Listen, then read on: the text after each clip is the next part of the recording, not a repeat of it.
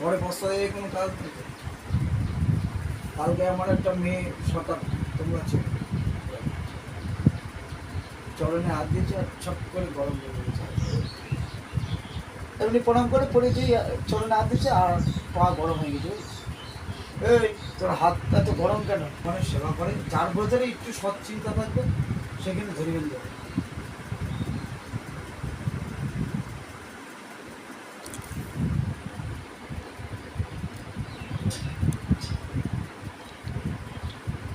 আর এটা কিছুই না, এটা হচ্ছে সব ভক্তি।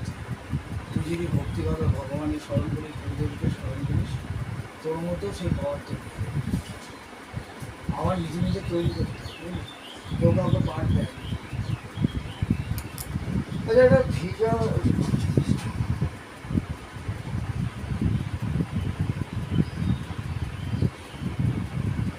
পারলে ভালো, না পারলে আরো ভালো।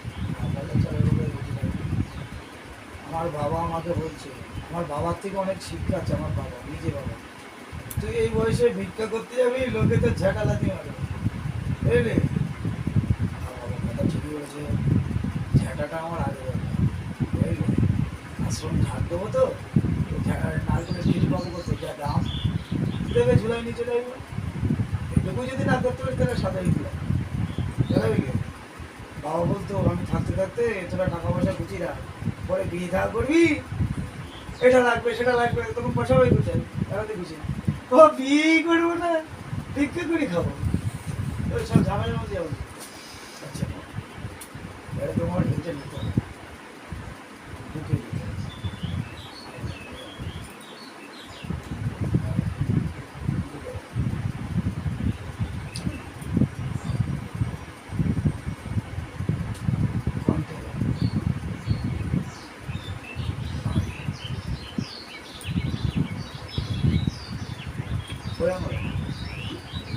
যখন তিলক করবো তাহলে তোমাকে এইদিকে দিতে হবে, এই হাতে তো দিতে হচ্ছে না, এই হাতে দিকে তুলো, তাহলে এই আমার ব্যাপার।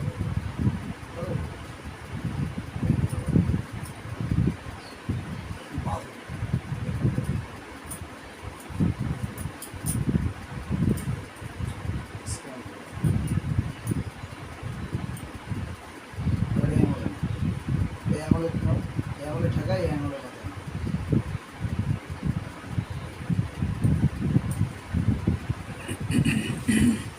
আচ্ছা, আবার নাও।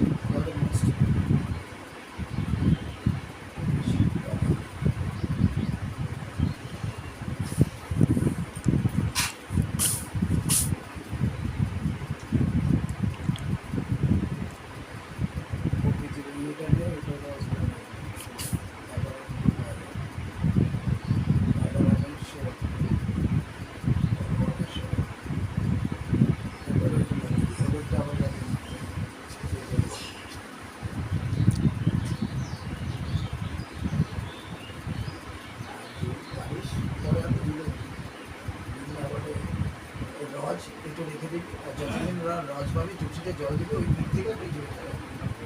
আর রসটা তুলে রস প্রত্যেক দিন একটু সেবা করে দিবি, আর তিলক করবি গঙ্গা জল। প্রণাম করো। আচ্ছা মা, এখন ব্যাপারটা হচ্ছে তুমি ওই ঘরে 2-3টে আসন পেতে পারো, ধূপ প্রদীপ, বুঝলে? আর মালা আর তুলসী, একটা বড় মালা